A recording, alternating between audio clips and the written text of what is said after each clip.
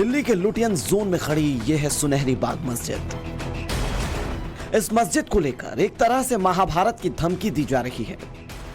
सुनहरी बाग मस्जिद के मामले में बाबरी मस्जिद की याद दिलाई जा रही है और यह सब कहने वाला कोई और नहीं बल्कि मौलाना मदनी है, जिन्हें एक सुलझा हुआ धर्मगुरु माना जाता है, जिनके मुस्लिम धर्म को मानने वालों के बीच गहरी पैठ है। इस देश के करोड़ों मुसलमान उनकी बात को सुनते हैं और उस पर अमल करते हैं। जो दूसरी बड़ी बात सुनहरी बाग मस्जिद को लेकर कही गई है वो रजा एकेडमी की तरफ से कही गई। इन दोनों ने क्या कहा है उसे वर्ड टू वर्ड आगे आपको बताएंगे, लेकिन उससे पहले आप देखिए कि यह सुनहरी बाग मस्जिद विवाद है क्या, सुनहरी बाग मस्जिद कहां है। 150 साल की यादें खुद में समेटे इसने मुगलिया दौर देखा, आजादी की लड़ाई का चश्मदीद रहा। एक लंबा चमकदार दौर देख चुकी यह मस्जिद अब उस चौराहे पर खड़ी है। यह चौराहा सेंट्रल दिल्ली के बीचों बीच है। यह चौराहा लुटियन जोन में है। यह चौराहा सेंट्रल विस्टा प्रोजेक्ट के बेहद करीब है। यह चौराहा ऐसा है जिसके बारे में दिल्ली के ज्यादातर लोग जानते हैं।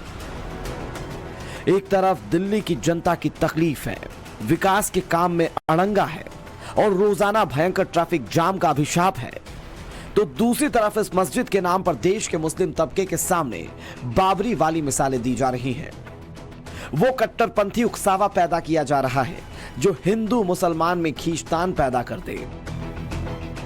ये तरीका ही गलत है, क्योंकि ये जो मस्जिद है ये 123 प्रॉपर्टी में आती है। जो वक्फ बोर्ड का केस हाई कोर्ट में चल रहा है, तो जब ये हाई कोर्ट में केस ऑलरेडी चल रहा है और स्टे है, तो एनडीएमसी को तो इसमें इन्वॉल्वमेंट होने नहीं चाहिए जब तक कि हाई कोर्ट से ऑर्डर कुछ हो ना जाए।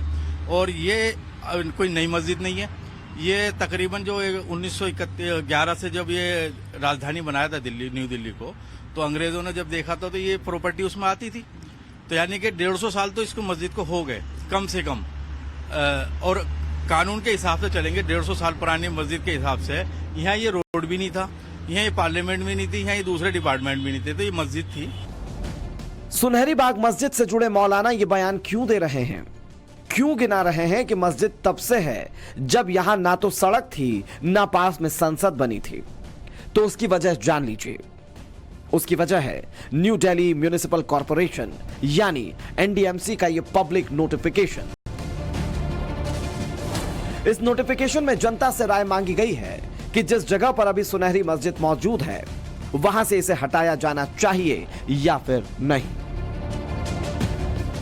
इस नोटिफिकेशन की बुनियाद में सुनहरी बाग मस्जिद इलाके में रोजाना होने वाली हैवी ट्रैफिक की समस्या है, जिससे आम जनता जूझती है और दिल्ली पुलिस की सांसें उसे दुरुस्त करने में उखड़ने लग जाती है।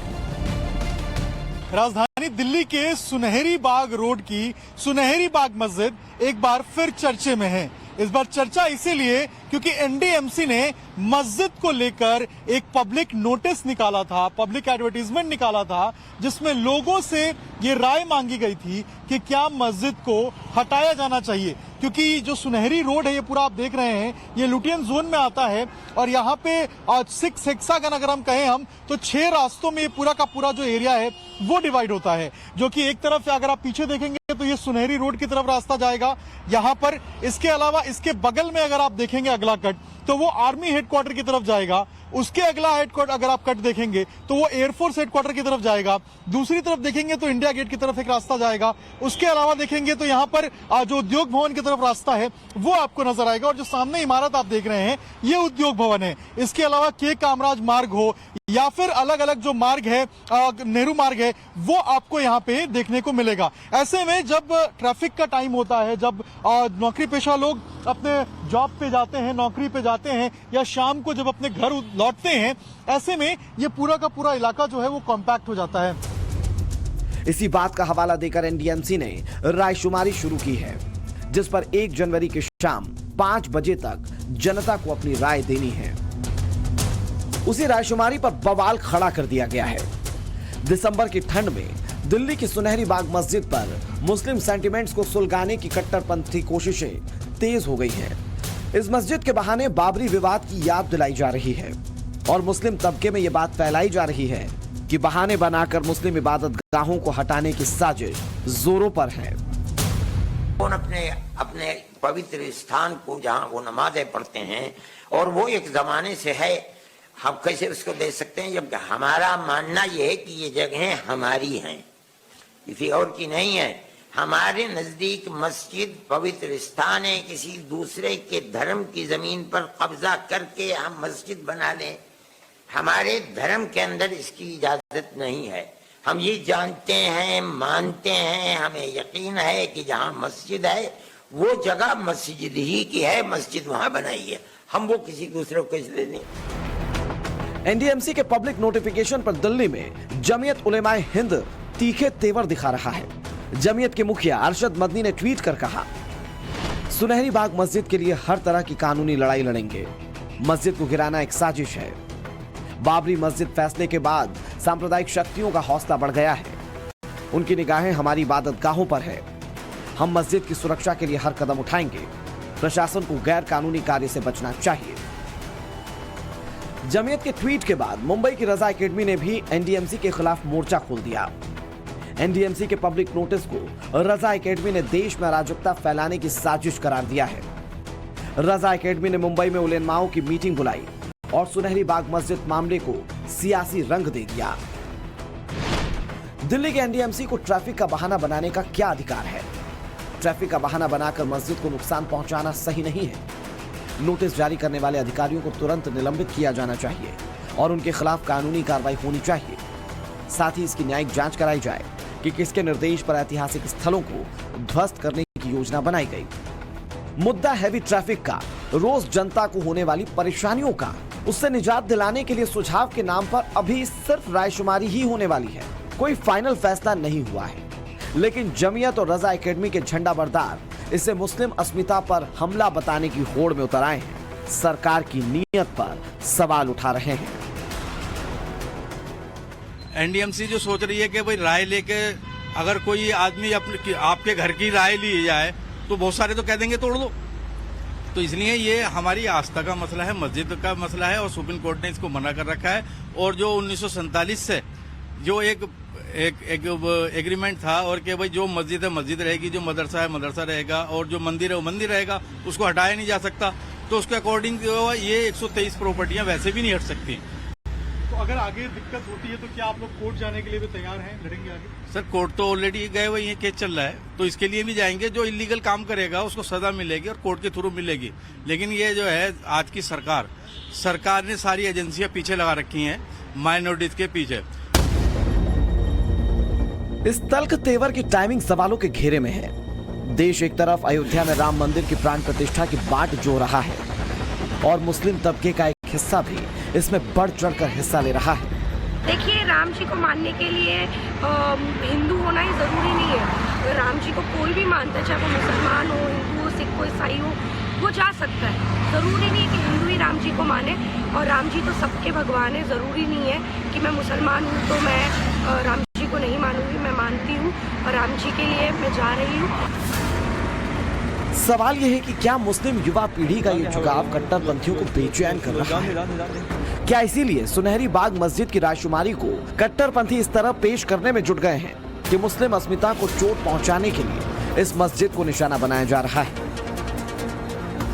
आगे हम उन सवालों पर भी आएंगे जिस पर पल भर के लिए भी सोच विचार करने के लिए कट्टरपंथी जमात तैयार नहीं है। लेकिन उससे पहले सुनहरी बाग मस्जिद का इतिहास जान लीजिए, वो तथ्य जान लीजिए जो इसका चमकदार हिस्सा रहा है। मुगल बादशाह मोहम्मद शाह के दौर की यह मस्जिद सन 1722 में मुस्लिम कारोबारी रोशन उद दौला ने सुनहरी बाग मस्जिद बनाई थी। तब ये इलाका उसका बाग हुआ करता था।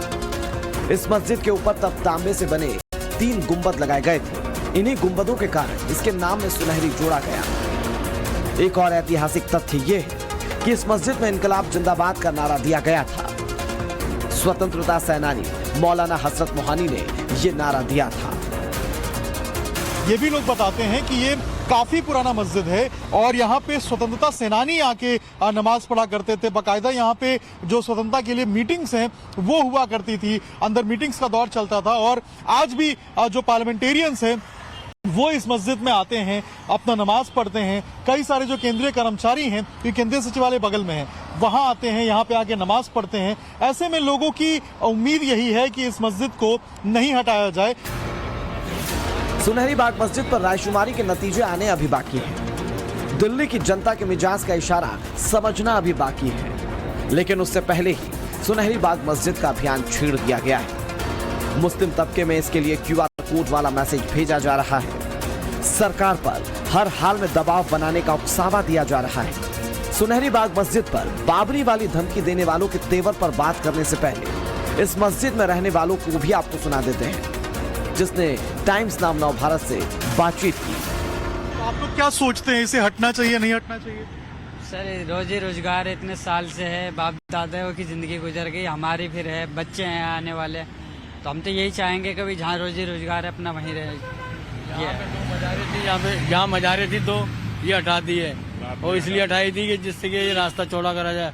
फिर रास्ता चौड़ा नहीं किया गया, वैसे की वैसे छोड़ दिया। तो यहाँ सामने जो मजार थी, ये सामने मजार थी जहाँ पे ये 2 किलो पेड़ों के बीच में ये हटाया था, तो रास्ता तो चौड़ा हुआ ही नहीं, उतने का उतना ही है बिल्कुल। पर ये रात में हटा दिए बिल्कुल। कब हटा था ये अभी G20 से पहले हटा था। ये रात में कोई 2-3 बजे करीब रात को हटा दिया था। इस बातचीत में ये राज खुला कि इस मस्जिद के अंदर कई दुकानें भी हैं और कई परिवार भी रहते हैं। सुनहरी मस्जिद में रहने वाले लोगों की बातचीत में ये बात साफ दिख रही है कि वो अपनी रोजी रोटी और जमीन छीनने की आशंका से मस्जिद हटाए जाने के खिलाफ हैं, और यही वजह है कि तमाम तर्क दे रहे हैं। इतना तो साफ है कि अगर इस मस्जिद से जुड़ा बड़ा फैसला हुआ तो इनकी मांगों पर भी सरकार जरूर ध्यान देगी, जैसा कि विकास के लिए जमीन के अधिग्रहण के मामले में दिया जाता है। लेकिन सुनहरी मस्जिद के मौलवी इस मामले में सरकार की नीयत में खोट ढूंढ रहे हैं। सर हाँ सही आप कह रहे हो, ट्रैफिक की समस्या है ये, असल में इनकी नीयत की समस्या है, ट्रैफिक की समस्या नहीं है। ट्रैफिक के लिए तो सर ये देखिए आप ये प्राइवेट प्रॉपर्टी है, इसको पीछे कर दीजिए, रोड चौड़ा हो जाएगा। मैं कह रहा हूँ ना कि ये रोड तो था भी नहीं, ट्रैफिक आपने बनाया है ना सर, आप इसका हल निकालिए, ना कि मस्जिद को हटाने का हल निकालिए। आप ये पीछे की दीवारें पीछे कर दीजिए। जब मस्जिद तो गोल सर्किल में है ना, रोड में नहीं है, गोल सर्किल के अंदर है, जिसको वैसे ही ये रास्ता मिल रहा है सबको। तो ये है असल में सरकार की नीयत का मसला है। सरकार ने माइनॉरिटीज को दबा रखा है, जो उनके ऊपर अत्याचार हो रहे हैं वो है मसला। सेंट्रल दिल्ली को ट्रैफिक जाम से राहत दिलाने वाले इस फैसले को मुस्लिम अस्मिता और बाबरी से जोड़ने वाले चेहरे ये जान ले कि विकास के काम के लिए मस्जिदों को एक जगह से हटाकर दूसरी जगह ले जाने के फैसले दुनिया भर के मुस्लिम देशों में होते रहे हैं। वहां ऐसे फैसलों पर कभी उंगली उठाई नहीं जाती। मिसाल के तौर पर इसी साल इराक का हवाला ले लीजिए, जहां इसी साल 16 जुलाई को 300 साल पुरानी मस्जिद हटाने का बड़ा फैसला लिया गया। रास्ता चौड़ा करने के लिए इस मस्जिद को हटाने का फैसला लिया गया था, ताकि लोगों को ट्रैफिक जाम से निजात दिलाई जा सके। सवाल तो यह है कि सुनहरी बाग मस्जिद को किसी भी हाल में नहीं हटने की धमकी देने वाले कट्टरपंथी चेहरों को क्या नहीं मालूम कि हिंदुस्तान में ऐसी एक नहीं अनेकों मिसाल मौजूद है। गिनना शुरू कीजिए। तारीख 23 दिसंबर 2019, जम्मू कश्मीर में मस्जिद की दीवार हटाई गई। झेलम पर बन रहे पुल में दीवार बाधा बन रही थी, लिहाजा इस दीवार को हटाने के लिए मुस्लिम समाज खुद तैयार हो गया था। तारीख 23 मार्च 2022, इंदौर में मुस्लिम समाज ने खुद मस्जिद हटाई, क्योंकि इंदौर को स्मार्ट सिटी बनाने के प्रोजेक्ट में मस्जिद बाधा बन रही थी। सिलावटपुर इलाके में रोड के चौड़ीकरण में यह मस्जिद बाधा बन रही थी। एक और तारीख 25 नवंबर 2022, कानपुर में सड़क चौड़ीकरण में धार्मिक स्थल हटाने के आदेश हुए थे, जिसमें 1-2 नहीं बल्कि 58 मंदिर और एक मस्जिद को हटाने के लिए चिन्हित किया गया। हाईकोर्ट ने अपने फैसले में कहा था कि सरकारी जमीन पर धार्मिक स्थल हो तो उसे विकास में बाधा नहीं बननी चाहिए। और दिल्ली की 6 महीने पुरानी बात क्यों भूल जाते हैं? 1 जुलाई 2023 को दिल्ली के भजनपुरा में मंदिर और मजार हटाए गए। पीडब्ल्यूडी विभाग ने कार्रवाई की, क्योंकि ये धार्मिक स्थल ट्रैफिक जाम की वजह बन रहे थे।